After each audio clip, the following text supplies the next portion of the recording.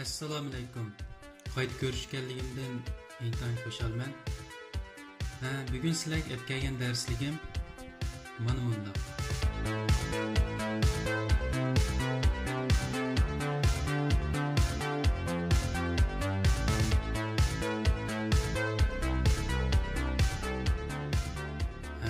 Bugun hozir ko'rgan bir qancha markalar bor, logo.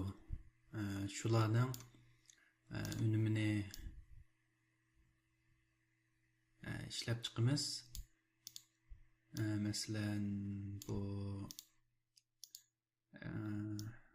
Amerikaning, masalan, Kaliforniyaning 80-yillardagi uslubiga moslashtirilgan bir logolar yerlari, ranglari shu uslubda moslashtirilgan. Undaq bo'lsa, biz bu logoni, Masbulonning bu logosining harakatini yasaylik. Buni qaraydigan bo'lsak, uchib chiqib, xat andin paydo bo'ldi. Ostida bir soyasi bor logo bilan. Ondan perspektiv siziqlar bor, keyinda qizil ko'k, ovrang, to'xin nimalar bor. Chaptulchachki ranglar bor aralash. Biz undaqda buni ishlab chiqaylik. Oldi bilan men yangi bir qavat quray. Composition'dan birini qurib, buning ismini MB animation logo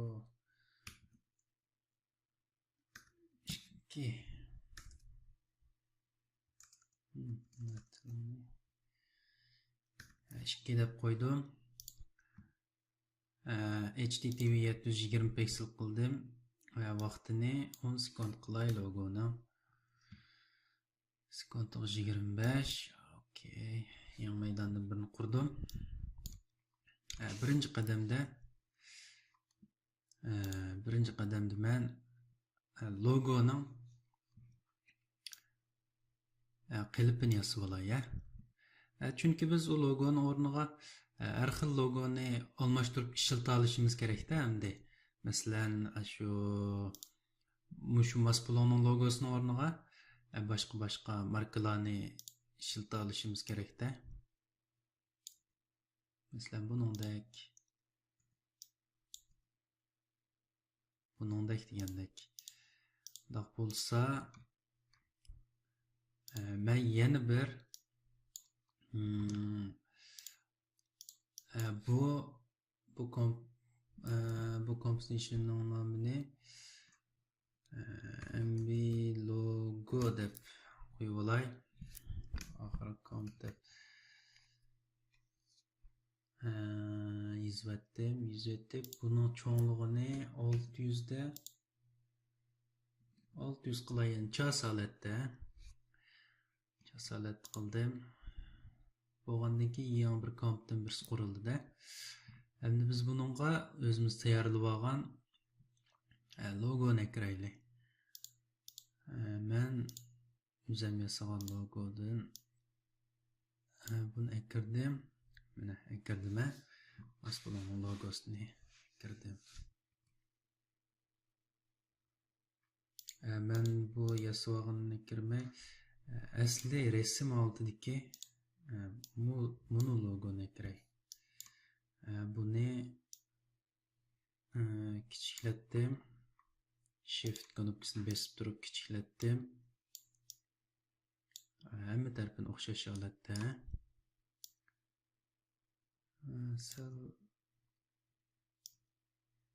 Men xatini elvitay buniki. Bu logoni holat qilib. Okay. Ondan asni besib scale'dan buni cho'ngaytib to'g'rilay. Ham cho'ngaytib ham shayliq keslan bo'ldi. Okay. O'tir nuqtasini to'g'rilaydi yoki bu qurol orqali bu yerden avtomatik o'ttira nuqtasini to'g'rilasak bo'ldi. O'ttira nuqtasi. Logoning dastlabki bosqichi bitdi. Endi biz boyam tayyorlab olgan logo bu yerga kirdi. Buni biz tartib akirib bu yerga qo'ysak bo'ladi degan gap. Ambar ayniga boyam tayyorlab olgan qilib kirdi. Biz buning uchun aytish orqali bu logoni har xil narsalarga o'zgartira olamiz degan gap.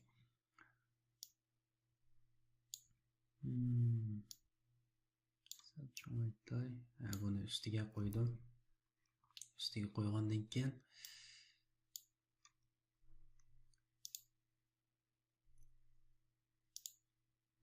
buning qarasak ikki tarafga chayqalgan olti bor buning. Biz ikki tarafga chayqalgan oltini boshlayasib olaylik. P knopkasini bosib 10 daqiqa turib o'tgandan keyin bir quruq framdan birini urib o'tib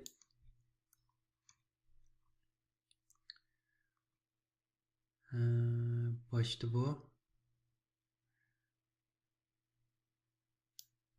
o'ng tarafdan boshlab kelsin. Tarafdan boshlab men buning qirini shu siziq kirish belgisi siziqning o'ng taraf chetga to'g'rilay bulongni. Bunday kelgandan keyin bu framda buning cheti bu yerga to'g'rilansin bu qirg'a. Bu yerdan bu yerga mangdi. Andin bag'ancha chayqilish doirasi kichiklaydi-da. Bu ikki katakning o'rtasiga keldim hozir. Boshda bu yerdan mengib, yana bir chayqalganda bu yerga kelsa, yana bir bu taraf chayqalish nuqtasi bu yerga kelsa, bu ikki katakning o'rtasiga keldim bu siziqni. Bu maqsad faqat o'lchamni qilish uchun bir nuqta qilib, shuni qarab qo'yapman. Yana bir chayqalishida bu yerga kelsa bu nuqta. Yana bir chayqalishida bu yerga kelsa, eng oxiri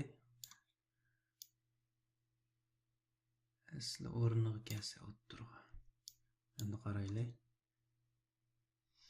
Harakat sal qattiq. Buningdan mousening o'ng knopkasini chekib bu yerdan aziyasini tanlaymiz.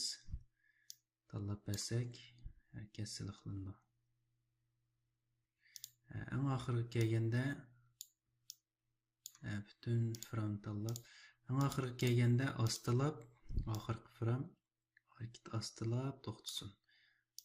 Beshida ostidan boshlab mangsin. Okay. Men alitni besib turib, framning bir framni oxirgi fram tutib turib, vaqtni sal qisib etay. Endi ko'rib baqilay. Satay. Okay. Logoning bir harakat bitdi degan gap. Endi buning qarasak yana kichikdan yo'g'nab bu yerga keladi. Buni intayin oddiy chiqirmiz. Qanday chiqirmiz deganda, yana buning harakat rayonini echib, transform rayonini echib, buning birinchi framga positionning birinchi framga to'g'rilab scale'ni asl cho'nlig'i mush bo'lgan keyin bu asl cho'nlig'i bir quruq fram urib, buni mush oxiriga kelganda to'xtaydigan qilamiz. Beshida nol holatda, kichik holatdan boshlab yo'g'naydigan qilamiz. Qarsak, kichiklab chayqalish orqali boyamga o'xshash yo'g'inda. Endi buningmi easy fram o'zgartirib etamiz.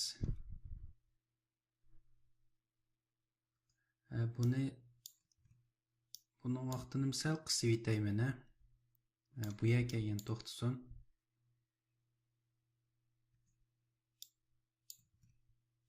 Sal uzatay.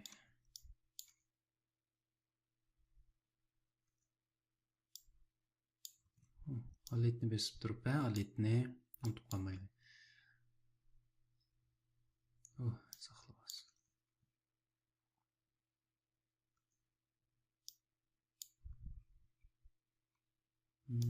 Sal ozroqcha taqva. Okay. Ozroq bir şeyga.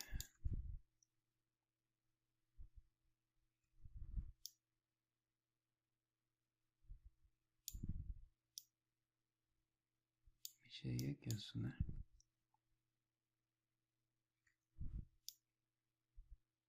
Mayısqat gitse. Qani.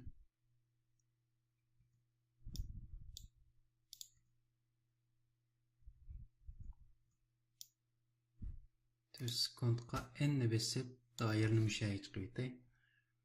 Qarasaq, yo'g'andi. Bo'ldi. Ayt yaxshi, harakatni ayt yaxshi chiqdi. Shunda bo'lishini yaxshi ko'rdim. Endi buning endi xat unumi bor.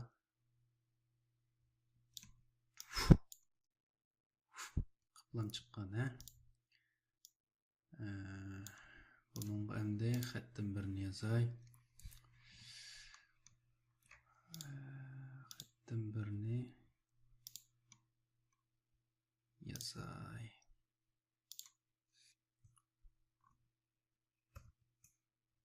Mas bulun deb,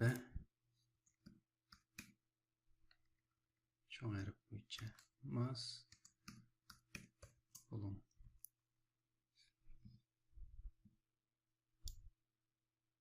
Ne sal qisvitay, sal kichiklikday, ichki taraf sal tatay, o'rta nuqtasini to'g'rilab, xatning rangini oq qilib etay. Oq qilib etib, bu xat qavatini tanlab, buni pre-compose qilamiz. Layer, pre-compose.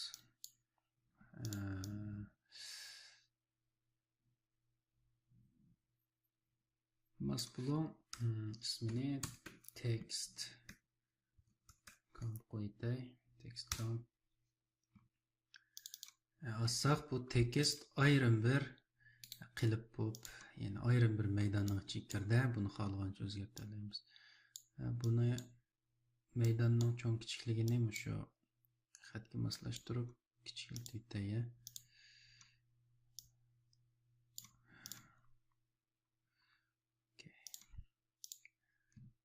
Endi buni bu yerga qilamiz. Bu logo yo'qnab bu yerga kelganda biz xatni osti qavat ko'rib ketay. S'ni biz scale'dan S6ni bu yerga kelganda S6ni qaytadigan qilib, bu yerga boshlanishiga 0 degan framni urib ketay. Qarasak, buning cho'ngishi qipli yo'g'naydi.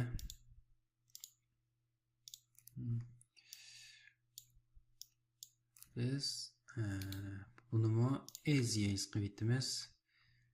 Easy qilib, harakat grafikini ochib, boshlanish nuqtasiga tezroq boshlanib, oxirlashganda asta chiqsin. Buni sal oqqa qisib etib, framni oqqa yo'tkaylik.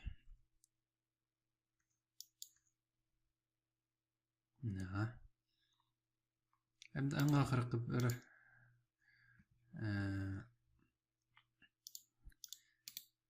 ya'ni dekorasiyani yasash qoldi. Buningga PG deb ism qo'yay. deb ism qo'yib bo'lgandan keyin bu qavatni eng ostiga o'tkaymiz dekoratsiyani. Men effektni tanlab generate'dan bu 4 xil rang altidagi tadrijiy o'zgaradigan rang qutisini tanlayman. Tanlab bo'lgandan keyin buning qarasam ko'k, havo rang, qizil, shaptilcha ichki rang bor. Mana shu rang tanlab beray. Buni ko'k, sal chayz rangi mayilki. Yeşilni bu taraf,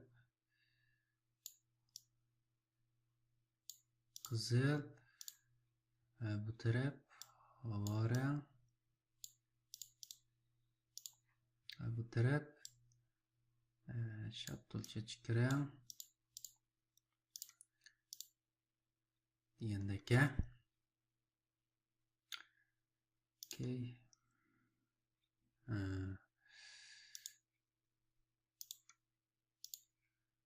Bu sal chayz rang.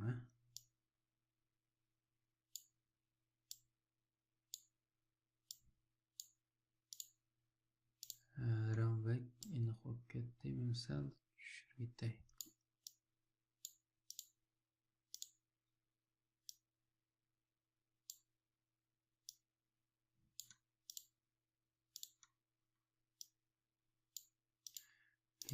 Ondan biz yana bir new salt birini qurib buni great siziqli qavatdan birini o'zgartib oldi. O siziqli qavat nima deganda bu siziqlar shu, perspektiv sizig'i. Perspektiv sizig'ini yasab olaylik. Buni orqa dekoratsiyaning ustinki qavat qilib effektdan yana shu generate degan qavatdan greatni tanlaymiz. Tanlab bu qavatni 3D qavatga o'zgartib beriladi.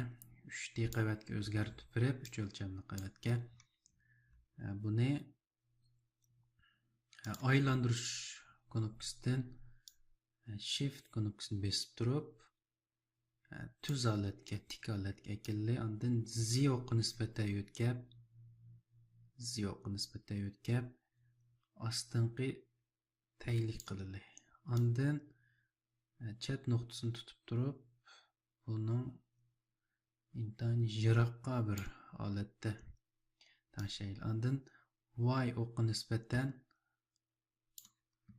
buni ichiga surib yutay. Bu yerga keldi. Ziyoqni sal pasaytib ikki tarafga kengaytib etdim.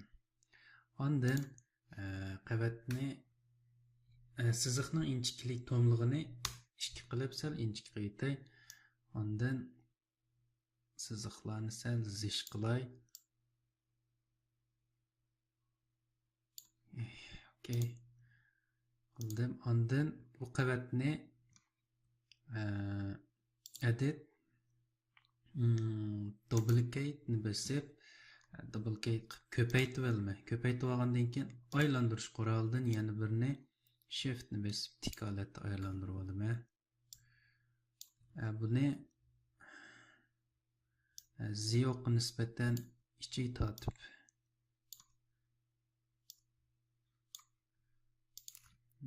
P ni bosib ziyoqqa nisbatan ichiga tortib yo'tkayman. Yo'tkab buni ikki tarafga kengaytib ustimiz tushgandan keyin tepsi ko'taray. Ondan endi buni ikki yil qavatni tanlagandan keyin ikki yil qavatni overlay qilsak bo'ladi. Qilgandan keyin buning o'xshash holat shakllandi hozir. Mana logoning qavatini screen qilsak bo'ladi. Astiga qarsak bu ham bu filmninki bu harakatli logoning soyasi bor. Bu soyasini hozir chiqirli. Bu ikki qavatni xat qavati bilan ikkisini billa bir kompning ichiga solib etli. Broken pause. Buni shadow deb qo'yay. Qo'ygandan keyin buni ismini qayta o'zgartay. Qayta qilay. Layer broken pause.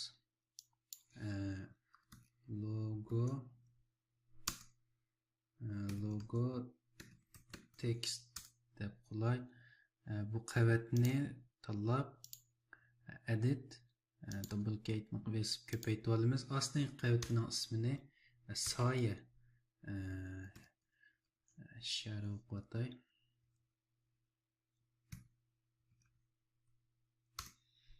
Qo'ygandan keyin buni ostiga qarshi holatda aylantirib turma. Buni qanday aylantirib turim deganda o'qini bu avtomatik to'g'rilashni aytibdim. O'qini bu yerga kerak to'g'rilab, mushoqni bo'ylab, mushoqni nuqta qilib turib aylanadigan qilay. O'qni to'g'rilab bo'lgandan keyin o'ng tarafga chekib transform vertikal holatda aylantirib bersam bu yerga tushdi. Hozir bu ikkisining aniqlik darajasi o'xshash bo'lib qoldi. Shunga buni soy qavatini tanlagandan keyin effect blur fast blurni tanlaymiz. Buningga doirasini ko'rsatmaslik uchun nimani belgini urib o'tib aniqlik darajasini o'zimiz xohlagan holatda shu bo'lsa bo'ladi. Bu ustidagi logo qavatining buni screen qilib o'zgartib etdim. O'zgartib etgandan keyin ostidagi soy qavatini overlay qilsam yeyishib ketadi bu ranglar bilan. Okay. Mana intayin chiroyli. Endi bu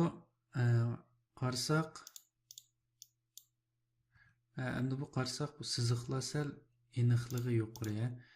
Buni men T'ni besib opacity'dan buni 50 qilib aniqlik darajasini buni